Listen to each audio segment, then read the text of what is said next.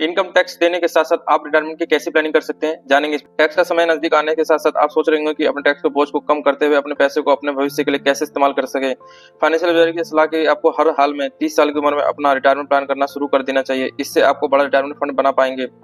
Smart tax planning, यदि आप प्रति माह 45,000 कमाते हैं और उसमें 15% रिटायरमेंट एन्युटी में योगदान करते हैं तो आप कर लगभग 26,000 की बचत कर सकते हैं। रिटायरमेंट फंड, आपके सभी रिटायरमेंट फंड परेशान प्रोविडेंट फंड और रिटायरमेंट एन्युटी पर लागू होता है। ये अतिरिक्त योगदान भविष्य के वर्षों में भी लागू होते हैं। साथ ही साथ लोअर टैक्स रेट, जब आप अंत रिटायरमेंट में इन बचतों से पैसे निकालते हैं तो आप सभी को तुलना में कम टैक्स रेट का भुगतान कर सकते हैं।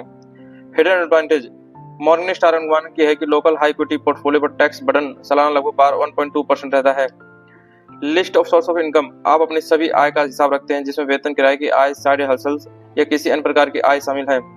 Don't trust appraisal, auto assistant में आपको आंख मूंद कर स्वीकार करने की जरूरत नहीं है। डेटा में रुचि आप है कि इसलिए हमेशा डिटेल्स की दोबारा जांच कर लें। रिक्वेस्ट स्टेटमेंट, अपना रिटर्न दाखिल करने के बाद अकाउंट स्टेटमेंट का रिक्वेस्ट करें। ये दस्तावेज आपकी वर्तमान की स्थिति को दर्शाता है।